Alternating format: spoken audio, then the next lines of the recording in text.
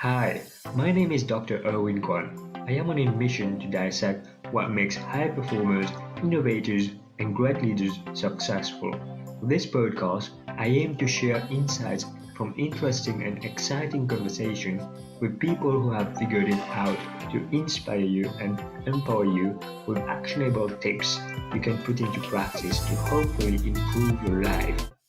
In this episode, I interviewed Dr. Fiona Day, expert leadership and career coach and consultant in public health medicine.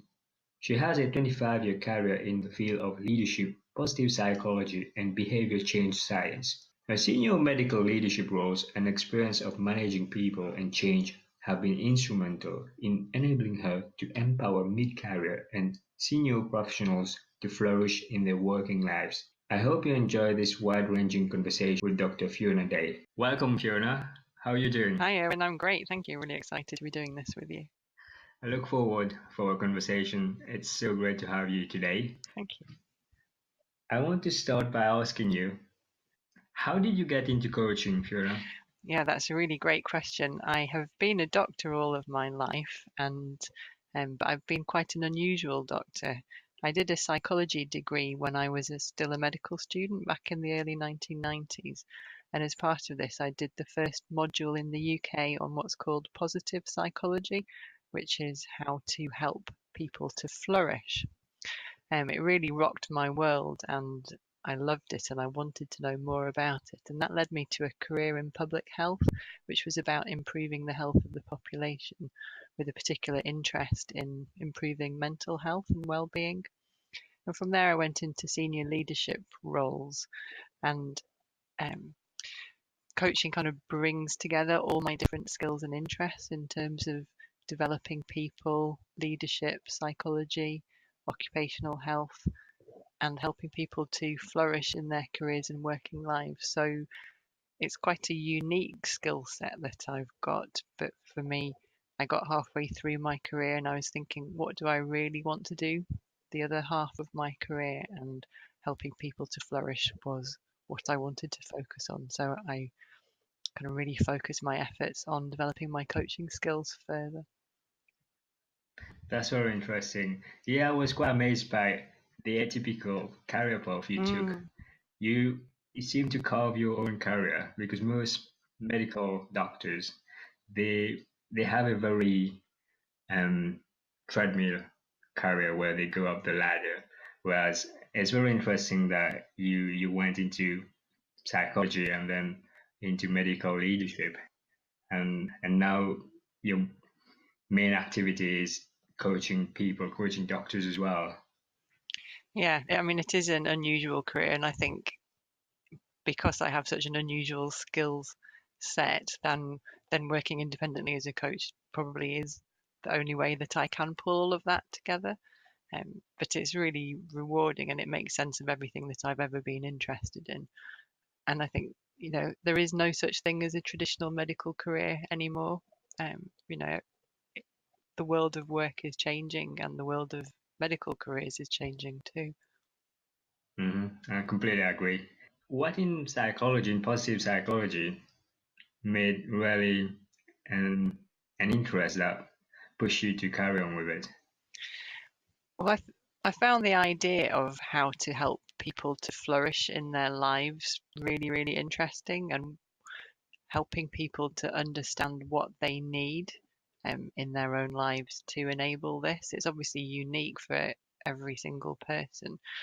And although that was in the very early 90s, by the mid 2000s, I was paying attention to how the field of psychology was growing and changing, and the role of what's called positive neuroplasticity and the evidence that was coming through about how you can use your mind to change your brain for the better.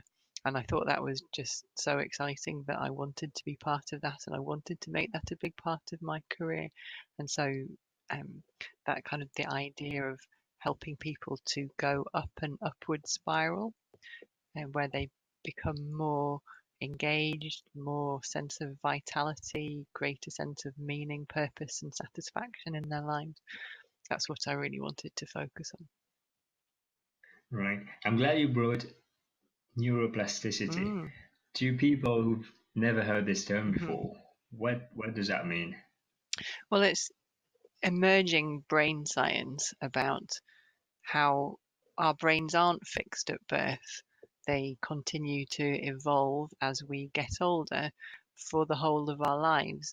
And why that's really interesting is it means that even if you've grown up with a particular set of life circumstances or particular ways of viewing the world, actually you can learn some skills that will change the structure of your brain and bring you a greater sense of well-being in your life because you can have more control over your brain than we ever thought that we could.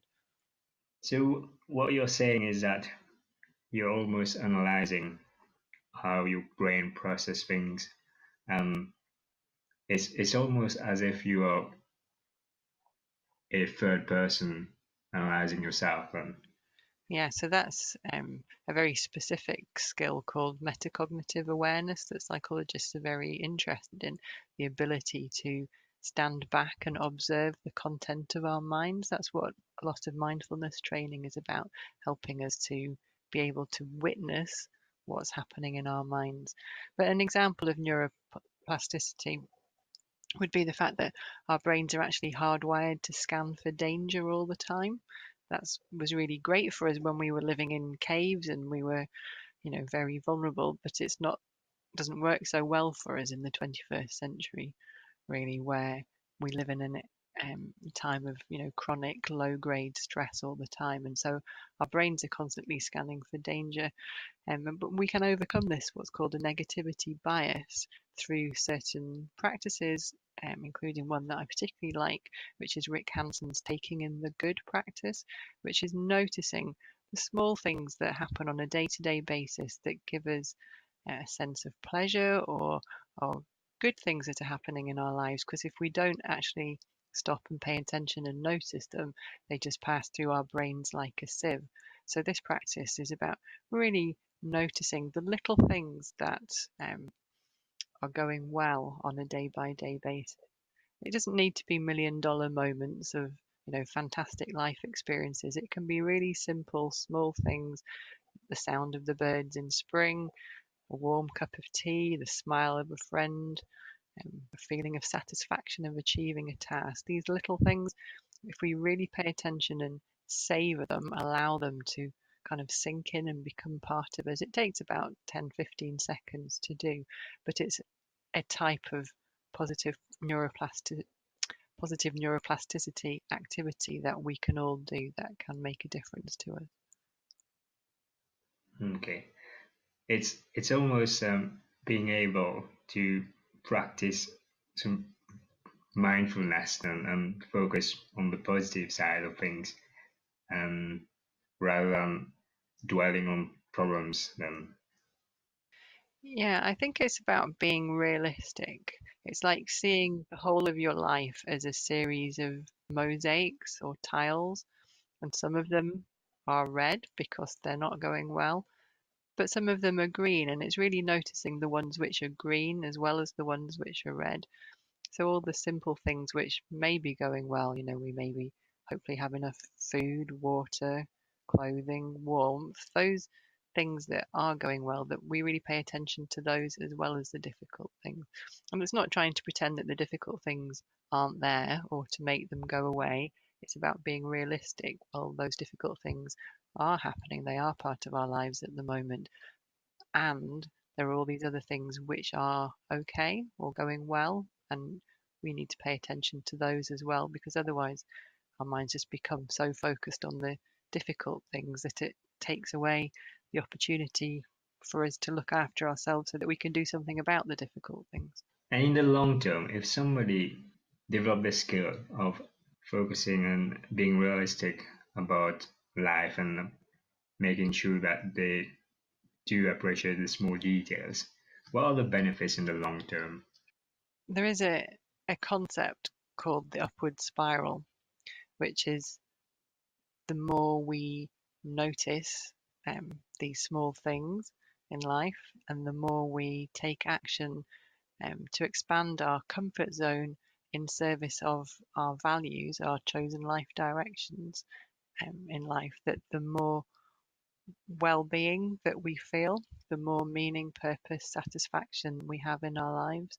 So it's an invitation really to learn these kind of skills, to be able to go up the upward spiral, to constantly be expanding and opening and towards a sense of vitality. You mentioned Rick Hanson, who's Mm. done amazing work on resilience. What are the work that Rick Hanson has done that have been really powerful? I had the pleasure of meeting Rick Hanson about 5 years ago when he came to London. And that was a really wonderful moment. His new book, Hardwiring Happiness, had just come out. And Hmm.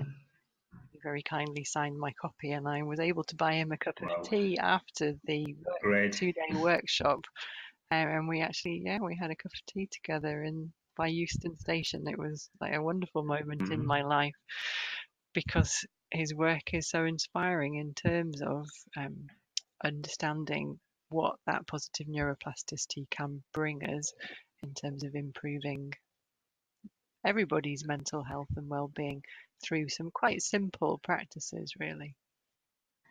And when you met him in Mm. person, what are the things that struck you about him? Well, I think Rick Hanson's a fantastic teacher.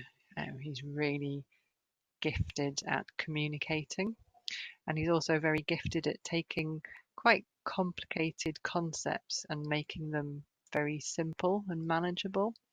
So he uses um, cognitive neuroscience, so the science of the brain, and then translates that into simple practical things that we can all do to make a difference to our own well-being and also the well-being of others as a consequence of that, because I very much believe in the idea of like first put on your own oxygen mask. You have to really take care of yourself if you're going to be helping to take care of other people, whether that's your family, your friends, or whether you're a professional caregiver as well. Yeah, I love that. That's so true. Because Mm. if you don't look after yourself in the first place, then it's very hard to actually look after other people around you. Yeah, it is. And like many of the clients that I work with are parents, they've got young children, or they're in professional caring roles, and we can easily lose track of the need to take care of ourselves when we are caring for other people. Um, and yet, it is such an important skill because it is the foundation of our ability to help other people. I want to talk about resilience. What traits do people who are resilient have? Well, we all have human brains. Okay, that means that we all have Stone Age brains, which are hardwired in a particular way that's then dependent upon our genes and our early life experiences and our adult life experiences shapes about how resilient we are um, as a rule. I'd say generally people who are more resilient do know themselves quite well. And so they're able to make choices in how they respond to different situations. And also, I think that they have a lot of self compassion. They understand that their brains are Stone Age brains and they are doing the best that they can, and they don't add to difficulty by beating themselves up about it. That's not to say about not taking responsibility when you've made a mistake. I think that's really important, but being Hmm. being kind to yourself is a big part of resilience, I think. Yeah, completely agree. You you touch about self-awareness. Somebody who's aware about their weakness and strength would be more objective about how they respond to a situation. Yeah, so people who are able to have that metacognitive awareness that we talked about earlier, which is the technical term for being able to know what's happening in my mind right now. When we know that we have been triggered by a particular comment or a particular thought and it's raised our anxiety levels, for example, or it's raised our feeling of threat, that this is a sign to us that we need to slow things down and be sort of careful about how we choose to respond next. So people who are able to recognize these can open up what's called a pause between stimulus and response. They can slow things down. They can assess what's happening in a situation. They can choose a wise action to take next that's going to make things better for themselves and the other person.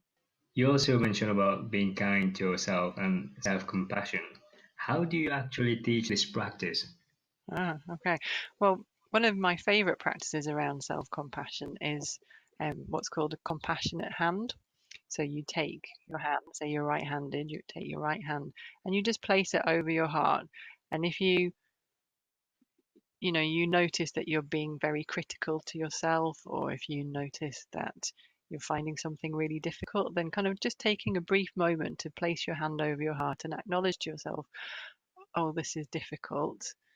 I need to take care of myself, and pause, take a breath, and then choose how to respond is a self-compassion practice that I love teaching people because it's so simple and portable, and actually people find it makes a real difference to their well-being on a Right. That's day-to-day that's basis. so great because they can use it anywhere and they don't have to carry anything, and it's quite powerful.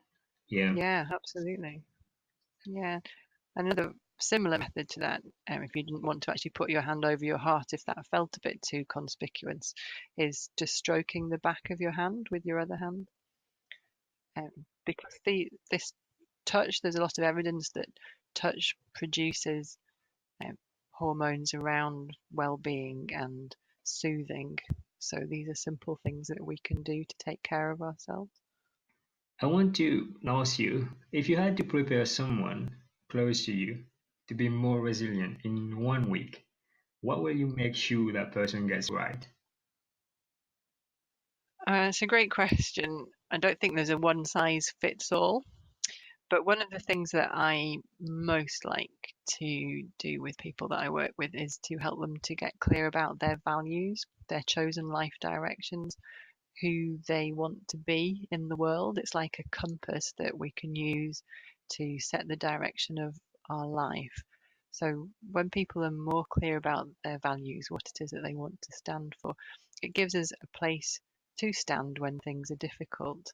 So that's probably what I would do. I have a card sorting exercise that I like to use with people to help them to get clear about those values, those chosen life directions.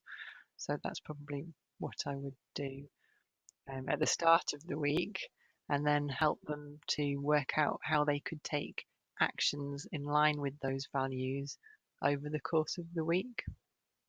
Okay. Is it something based on the ACT model? Yeah. So ACT, also known as ACT, is a third wave form of cognitive behaviour therapy, which um, is very well evidence based. It's a mindfulness based cognitive therapy approach, and within ACT there are 6 different dimensions of or psychological processes, and one of them is about values and taking values based action. So yes, it's very much an ACT based approach. When you've used this practice, have you noticed any change that was significant? So I use quite a wide range of evidence base um, in my coaching work in terms of behavior change theory, but the model that I'm most like to use is ACT. And within ACT, there are 6 psychological processes that we target. And almost everybody that I coach, I do work on values with. And I find that whatever they've come to coaching for, whether it's leadership coaching or health coaching or career change, that actually for people getting clear on their values, their chosen life directions, is one of the most important things that they have got out of the coaching relationship, because it helps them to get really clear about who they are and what they want to stand for in the world. So then it makes it easier to make decisions, because we can choose on a moment by moment basis, using our values, what's going to take us closer towards the person that we want to be, and what might be taking us further away from. So that would be the area of ACT that I would always work with people on. That's great. Yeah, thank you for sharing that. For professionals working under pressure, like doctors and high senior professionals in organizations where creativity is overlooked, how would you advise them to use flow to find harmony at work? So, well, flow is a concept that was written in a book that I read as part of my psychology degree in the early 1990s, Csikszentmihalyi, which I did learn to spell for my finals. Um, and flow is the idea that we can get in the zone with different activities, which is very unique to each person about the kind of thing that we do where we lose ourselves in it because it's we're just so in the moment on a moment by moment basis, really in tune with what we're doing. So in terms of how to find greater flow, to find harmony at work, I think it would be different for every person. But an exercise that I would do around that would be a values treasure hunt. So knowing what your values are, the idea of during the course of your week, how could you go on a little treasure hunt to find those moments when your values are going to be really strong for you? Because in those moments is probably when you're going to find flow. Right. Okay. And when you talk about value, what are the common values that people hold close? I think there's no one size fits all again around this. It's very unique and personal, and your values are what you would want to stand for if nobody else was looking. So they're not about, what your parents' values were or your culture or your religion or necessarily even your employers. Um, so they could be a really wide range for some people, you know, in professional roles, then values around that professionalism or meaning or particular sense of purpose, contribution, collaboration might be really important. But it's not to say that that would be the case for everybody. Your values might be different in different domains of your life as well. So I would look at people's values in the context of work and employment, but also in terms of their life outside of work, their family life or their relaxation, pleasure, those different domains that of people's lives. Yeah, completely agree. Yeah, because there's a personal life and the professional life, and usually there are some cases where there's overlap, and also cases where somebody clearly has more value for the family life rather than professional life, and they will they're willing to make sacrifices for for their work in their career to spend more time with the family, and there's also vice versa. Mm. Yeah, yeah. So people can have values conflicts where where it's very difficult to have two different values at play at the same time. So for example, being fully present with my children or being a great parent could be at conflict with also a value around your professional role. And so sometimes we do need to make choices, but we also need to be able to step back and look at the whole of our life and make sure that if we are focusing on one value at the expense of another, that we're not doing it for too long. Yeah, yeah, because it's always a trade. Yeah, Yeah. yeah. There are trade-offs in life, Hmm. that's for sure. I want to talk to you about your training. Hmm. You mentioned that you studied medicine. Can you tell me a time where it was really tough during your career, and what was your self-talk? So I trained as a doctor, and then I trained in public health. And um, shortly after, I became a public health consultant, so like a more senior doctor. There was a change of government and a white paper that was issued from the government to say that my area of medicine was going to be moved out of the health service into local government, and we were all going to be what's called TUPE transferred over out of the NHS into local government. And I found that really difficult because I had very recently qualified as a consultant, and I thought I had a long career in the NHS as a public health consultant or a director of public health ahead of me, and suddenly the carpet felt like it had been pulled underneath my feet. And not only that, I had a team of 23 people under me at the time, and the team was split in 3 different directions. So it was a really hard time for everybody because um, people were being moved into 3 different organisations. The team was being split up. People, find change difficult quite often, and there are things that you can do as a leader to help people to be more comfortable with change. But it was a real learning process for me personally around what did I want to stand for in the face of this big change, and also how could I be a contribution to my team to help them through this process too. It's actually as part of that process that I discovered ACT as a model, and because I'd commissioned a mindfulness through change resilience program for my team because some of them were really struggling, and the occupational psychologist who delivered it used ACT as the model that he worked with. So that was a real unexpected benefit that came out of that difficult process, because although the career that I thought that I was going to have suddenly changed, actually the opportunity was for me to go back to those early days in psychology that I had really loved and create another career for myself out of that. Right. That's very inspirational. So, in a sense, this what seemed to be a setback there was actually a stepping stone for the next chapter in your life. Yeah, that's exactly it. And it was a journey, changing career direction for every person that I work with who changes career direction.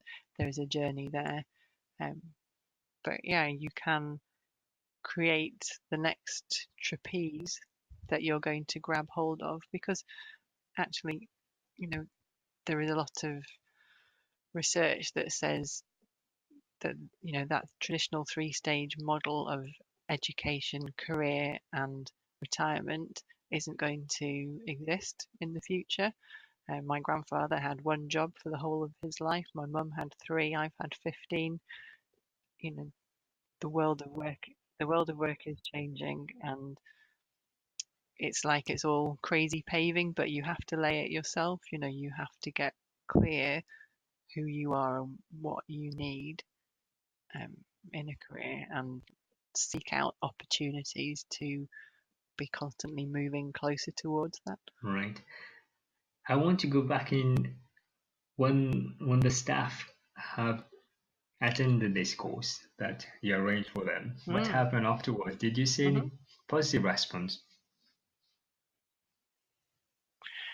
Well, my senior team and I are still in touch, and we get together quite often, and we often talk about what we got out of that course. And there was something for everyone in it. So one of the people in my team is interested in sports psychology, so he took not only sort of support for himself about his own changing career direction, but also he learnt a bit of psychology that he could use in the sports field. So that was really useful for him. Um, I suppose as a team, we got a lot out of that as well, because we went through a training process together, and because it was a mindfulness based through change approach. Um, it was a good team bonding experience, although the team was being split up into different directions. Right. It's very difficult when you have a good team going and then something unexpected happen and where you have to split the team. And you mentioned that this was one of the things that at the time seemed to be very difficult. And you also had thought about starting your own career outside of the NHS then. How did you transition? Well, I transitioned over probably a 10-year period, I would say. I think probably 2006 is when I started to become aware of what was happening in cognitive psychology around neuroplasticity. I started reading Rick Hanson's work, started thinking, oh, this really reminds me of what I really loved when I was much younger. And I mean, I loved public health and it was a really great career. And then when it started to change and become different, then it was obvious to me, well, the thing for me to do here, um, I gave local government a good go for a few years and actually still work 1 day a week in public health in local government.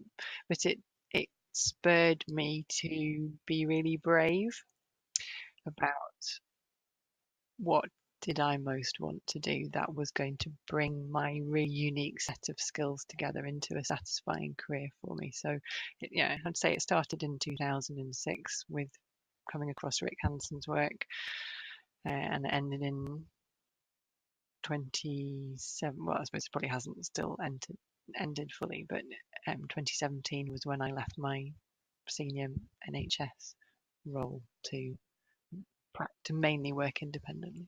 During this transition of your activities where you wanted to start something new, have you met some people who've been very influential? I've had met many wonderful people during the course of my career, and when I was ready to start thinking about what else I wanted to do, I really focused on building a broad network of people because recognized that um, it's at the periphery of your networks where you're most likely to get innovation and new ideas. And I spoke to people who did everything from working for the European Space Agency, doing occupational health and mental health prevention interventions with pilots, um, through to people working for the General Medical Council. Um, so lots of really inspirational people doing really interesting things, which led me to work out how I could bring together my interest in psychology, leadership, occupational health, population health, coaching together into one career. Right. That's something which probably required a bit of trial and error, I guess, because you're exploring.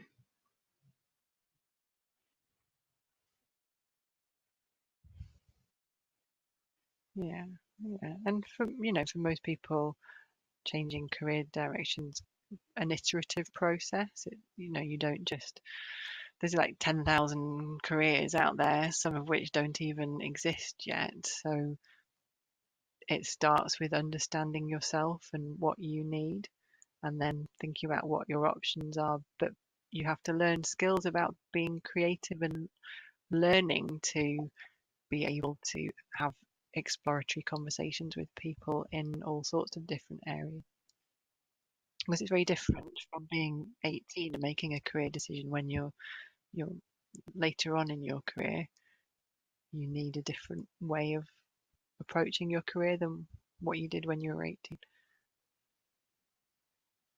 Yeah, because when you're 18, what you wanted there was something from an 18-year-old Yeah, mind, whereas now you've grown up and things have changed. yeah, yeah, that's exactly it. And I can't say, I mean, I think I will be doing something with coaching for the rest of my career. Whether it will be exactly like it is at the moment, I don't know, because I'm a constantly evolving, growing person. Hmm. Yeah.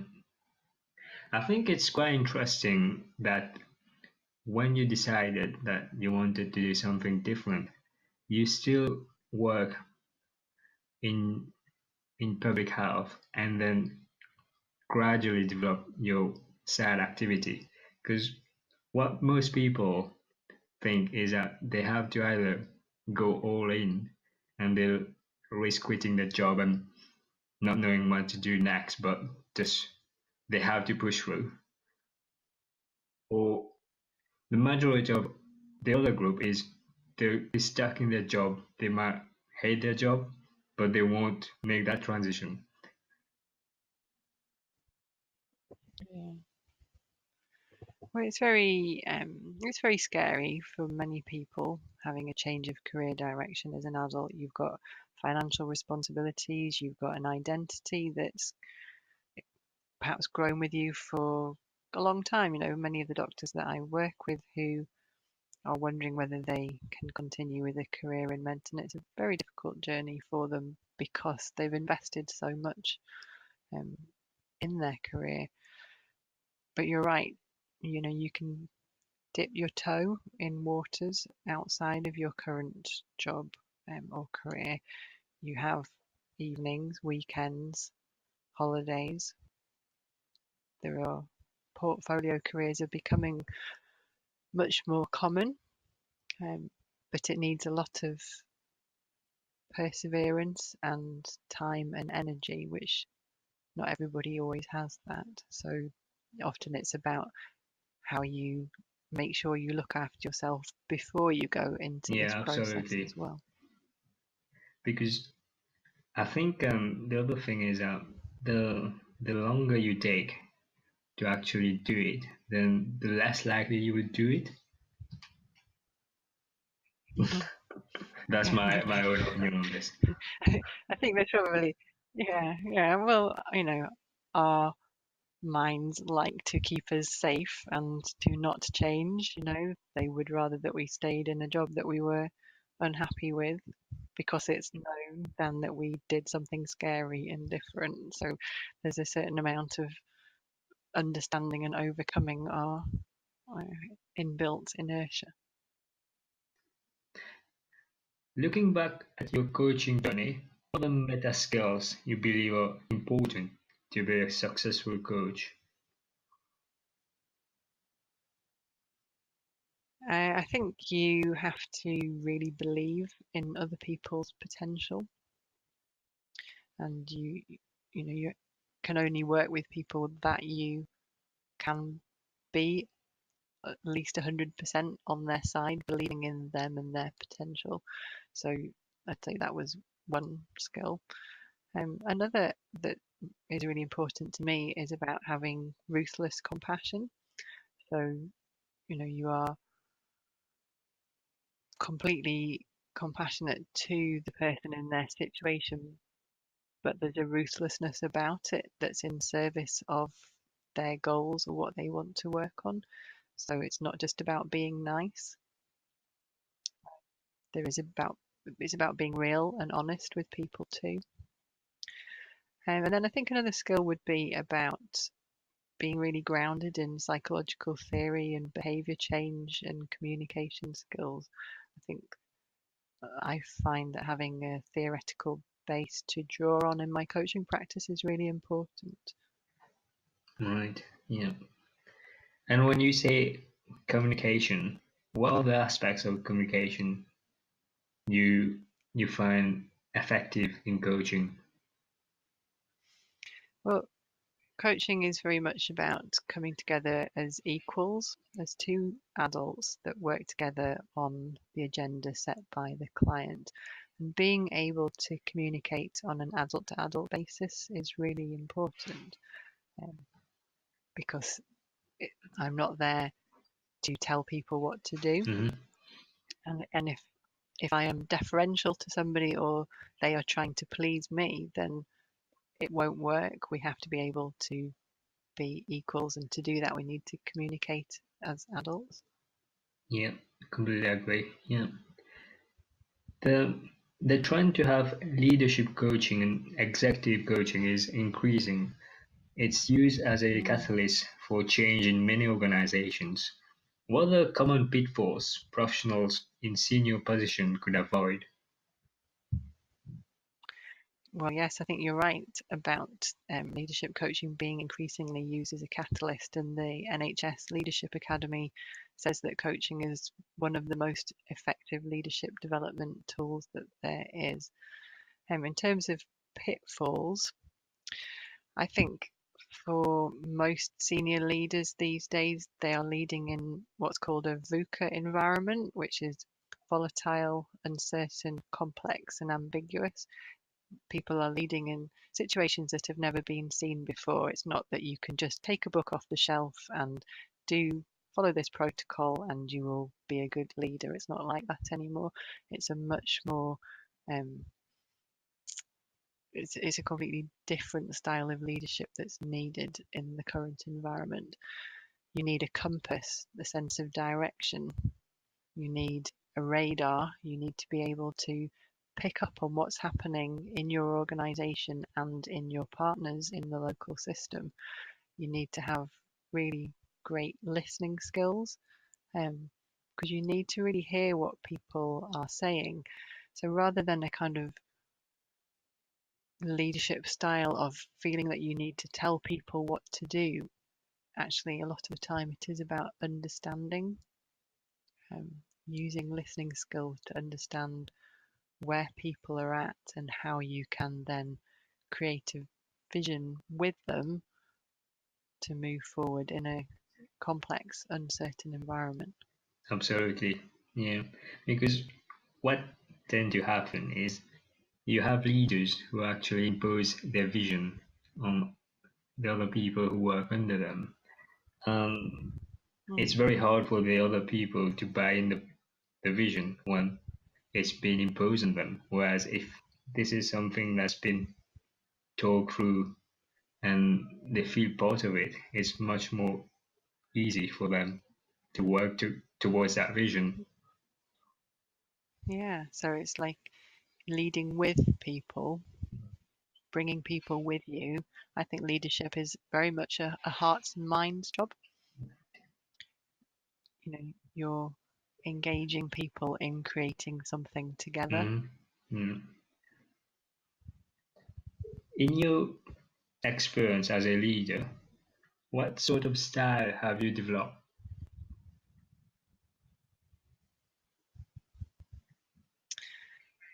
I've very rarely needed to be in the position of a kind of command and control style of leader. As a public health leader leading across organizations, across systems, it's been very much more of an inclusive working with people style.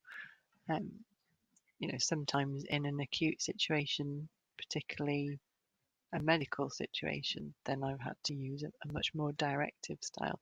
But by nature, I like to be facilitative. I like to coach. I was coaching my staff for a very long time before I trained to be an executive coach. So I like to help people to identify their own solutions. I had a former boss who had a sign on his desk that said, "Come to me not with problems, but with solutions." And I found that really inspiring when I was in a more junior role. And so Hmm. I always aspired to help other people to find solutions for themselves rather than telling them what to do. And obviously, if people were really struggling, then I had a plan up my sleeve about Hmm. what we could consider. But trying to help other people to find their own answers was what my leadership style is. Right. This is a very interesting approach. You you actually nurture them when you do that, rather than when you tell them what to do. Or Yeah, I hope so. And I'm very much of the school of surround yourself with a great team and let them get on with it and just provide direction and support. Mhm. I want to ask you now a few rapid fire questions. Who's the most interesting person you've met? Oh, I've met loads and loads of fantastic, interesting people. The most interesting, probably my husband. He started off as a youth worker, became a performing artist, and now teaches mindfulness in schools. I think he's really interesting. Okay.